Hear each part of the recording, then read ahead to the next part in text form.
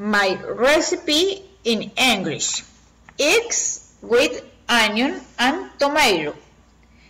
Ingredients: 100 grams of onion, 50 grams of tomatoes, 6 eggs fresh, 2 grams of salt, 1 spoonful of oil. Step 1. Cut finely the onion and tomatoes after place in the skillet previously oiled. Make fry. Step 2. Mix the eggs in the bowl and add the salt. Step 3. Add step 2 to step 1 and allow fry. And finish. Now eat. That is a great option for the breakfast. Created using Powtoon.